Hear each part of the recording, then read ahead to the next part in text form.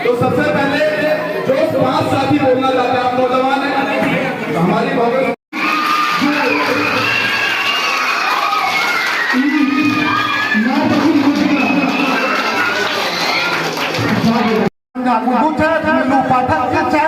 साबित भी थे प्रखंड अध्यक्ष और महिला सेल से हमारे मधुबनी जिला महिला माननीय अध्यक्ष श्री सुबोध मंडल जी, डॉक्टर रशीद फाकरी और सुफिया, ये लोग प्रेस को संबोधन कर रही थी।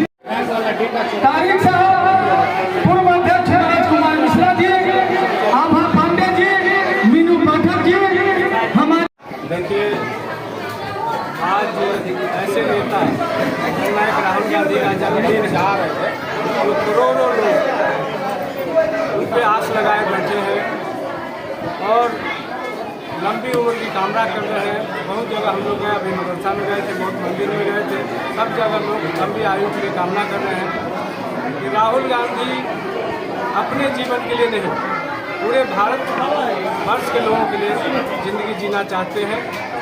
और अभी बिहार में 5 बार आ चुके हैं सामाजिक न्याय के लिए, जो पिछले पैदान में है, पिछड़ा, अति पिछड़ा, दलित, महादलित, सवर्ण, सारे लोगों के लिए उनके जिद दर्द है। आँख में आंसू है, सड़क से संसद तक लड़ रहे हैं। आपने देखा होगा कि जातीय जनगणना की बात आदरणीय राहुल गांधी जी ने उठाए थे, तो केंद्र सरकार के मंत्री अनुराग ठाकुर ने उन पर मजाक उड़ाया था कि जिनकी अपनी जाति का पता नहीं वो जातीय जनगणना की बात कर रहे हैं।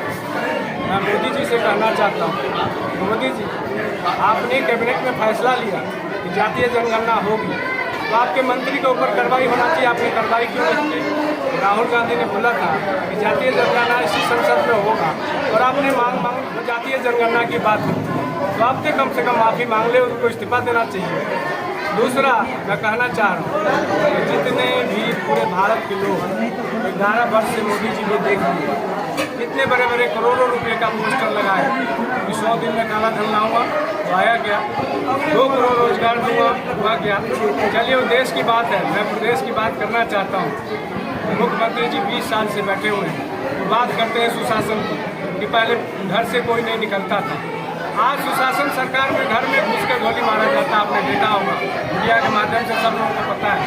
तो मैं मांग करता हूँ कि भाई जितने भी देश में और प्रदेश में जितने भी कानून लगाया गया था वो सारा गलत कानून था अभी भी, और यहाँ पिछड़ा दलित के लिए जो राहुल गांधी लड़ रहे हैं और लड़ते रहेंगे। और ये संदेश मैं अपने समाज में देना चाहता हूँ।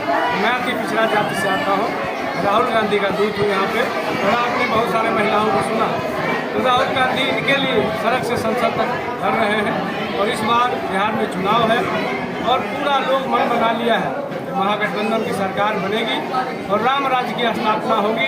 राम राज्य का मतलब है हर घर खुशहाली। बहुत बहुत आज राहुल गांधी जी का जन्मदिन के ऊपर जो राहुल गांधी जी असली लड़ाई लड़ रहे हैं, उसको की बातें हम लोग समाज के नीचे के तबके के लोगों से मिल करके शेयर कर रहे हैं और हम जानने की कोशिश कर रहे हैं कि जो राहुल गांधी उनकी लड़ाई लड़ रहे हैं, चाहे वो जातिगत जनगणना के माध्यम से, चाहे वो 2500 रुपया जो माँ बहन योजना के माध्यम से देना चाहते हैं सरकार बनने के बाद, या जो महिला सुरक्षा की बात कर रहे हैं, उसको हम लोग बताना चाहते हैं और उससे समझना चाहते हैं कि क्या उसमें और चीज़ जोड़ा जा सके, क्या उसको ठीक किया जा सकता है, या हमारी राहुल गांधी की बातों को लोग किस लेवल तक समझ पा रहे हैं। इसको लेकर के हमने राहुल गांधी जी के जन्मदिन के ऊपर ये सारी बातों को हम लोग आपस में कन्वर्सेशन आपस में बात करके जानना भ्रष्टाचार है। साथ ही साथ जिस तरह से पूरे प्रदेश के अंदर में भ्रष्टाचार चरम सीमा पे है, उसके ऊपर भी हम लोग चाहते हैं कि एक नई लड़ाई लड़ी जाए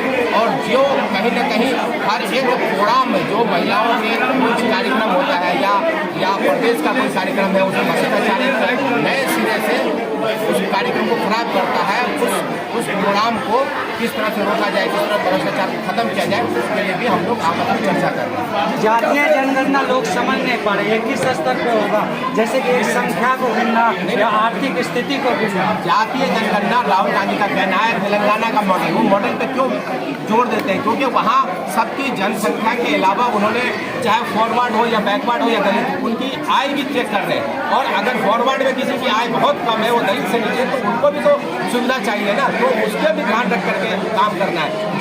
जो दलित में बहुत आगे है या कुछ दलित के पीछे, तो एक बैलेंस कैसे बने, वो जाति जनगणना उस तरह से हो, वो उस पर राहुल गांधी जी का फोकस है कि इक्वलिटी हो, जिसकी जितनी भागीदारी उसकी उतनी हिस्सेदारी तो है, लेकिन वो हिस्सेदारी का रूपरेखा कैसे होगा?